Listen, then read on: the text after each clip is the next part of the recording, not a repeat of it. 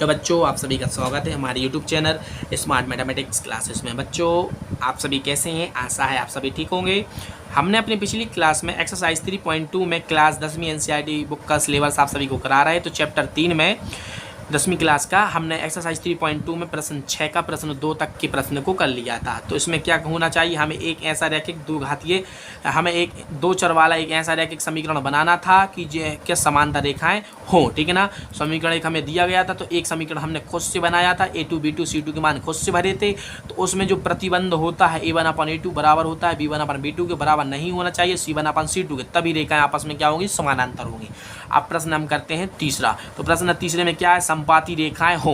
ठीक है ना बच्चों। तो हमें इन समपाती रेखाओं को देखकर एक ऐसा समीकरण युग्म बनाना है। समीकरण एक दिया गया है, हमें ज्ञात करना है दो चर वाला रैखिक समीकरण। ऐसा समीकरण ज्ञात करना है जिसमें रेखाएं समपाती हों। ठीक है ना, समपाती प्रदर्शित करें। तो समपाती रेखाएं प्रदर्शित कब करेंगी, जब समीकरण युग्मों के कैसे हो, अनंत अनेखाल हो। इस अनंत अनेखाल है तो इसमें रेखा जो समीकरण युग्म होते हैं कैसे होते हैं, संगत होते हैं। इसमें x और y के मान निकाले जा सकते हैं। ठीक है ना। तो हम एक ऐसा समीकरण बनाएंगे, एक ऐसा समीकरण बनाएंगे जो हमारा क्या आ जाए, A1/A2 बराबर हो जाए B1/B2 के, बराबर हो जाए C1/C2 के। ठीक है ना। तो बस हम इसको क्या करते हैं जैसा मैंने प्रश्न पहला और दूसरा में किया है, ठीक है, वैसा ही करेंगे। तो 3.2 में हमारा कौन सा है, छठवें का तीसरा दिया गया है। क्या दिया गया बच्चों, दिया गया है एक रैखिक समीकरण 2x + 3y - 8 बराबर 0। ठीक है ना। समीकरण एक, इसमें A1 का मान कितना है, यहाँ पर लिख लो। A1 बराबर 2, B1 बराबर कितना 3 तथा C1 बराबर कितना 8 दिया गया। ठीक है ना बच्चों। इससे मान निकाल लिया हमने। आप बोलोगे सर हमें पिछले दो प्रश्न जब किए उसमें ऐसा नहीं बताया। ठीक है ना। तो उसमें A1 B1 और C1 के मान निकाल सकते हैं, आप भी निकाल सकते हैं। पहला मान x का जो है ना A1 होता है, हमने कितनी बार तो आपको बता दिया है। ठीक है ना। तो इतना तथा ज्ञात करना है, क्या ज्ञात करना है, A2 तथा B2 और C2 के मान। ठीक है ना। और प्रश्न में दिया गया कि एक ऐसे अन्य दो चर वाला रैखिक समीकरण ज्ञात करना है कि दो समीकरण युग्म के अनंत अनेक हल हो।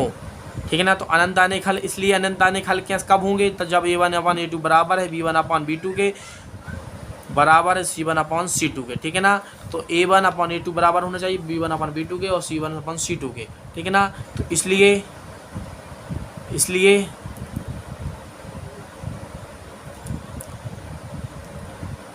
A2x + B2y + C2 = 0 समीकरण गया 2 मान लो। इसको माना है समीकरण 2।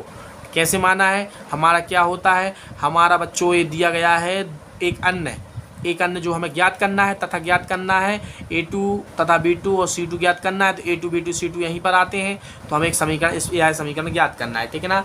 समीकरण 1 और समीकरण 2 की तुलना ऐसे आ जानी चाहिए। समीकरण 1 और समीकरण जब 2 की तुलना करें तो A1/A2 बराबर होना चाहिए B1/B2 के, बराबर होना चाहिए C1/C2 के। तो हमें A2 B2 की C2 के मान खुद से भरना है। ठीक है ना। लिखो ज्ञात करना है। ठीक है ना। तो हमें ज्ञात करना था इसलिए हमने समीकरण 2 मान लिया, ऊपर ही लिख दिया है तो इसको फिर से हमने नीचे लिख दिया। ठीक है ना। तो लिखो अब समीकरण 2 में A2 B2 तथा C2 के मान स्वयं से खुद लिख, इसलिए लिख दिया हमने स्वयं से मानने पर, स्वयं से मानो। A2 बराबर यदि बच्चों हम मान लें कितना 4। ठीक है ना। और हम यदि B2 बराबर कितना मान लें 6 तथा C2 बराबर यदि हम मान लें -16। ठीक है ना। यदि हम मान लें -16, इसलिए समीकरण 2 में मान रखने पर हमने खुद से मानी, यहाँ पर लिख देना माना है। ऊपर ही लिख दिया था समीकरण 2 में A2 B2 C2 के मान हमें स्वयं से मानने हैं, तो स्वयं से हमने A2 B2 C2 के मान माने। अब समीकरण 2 में रख दो तो कितना आ जाएगा 4x plus 6y minus 16 equal to 0, जो अब बन गया हमारा समीकरण 2। जो समीकरण 2 था इसमें मान रखा था, अब परफेक्टली बना समीकरण 2।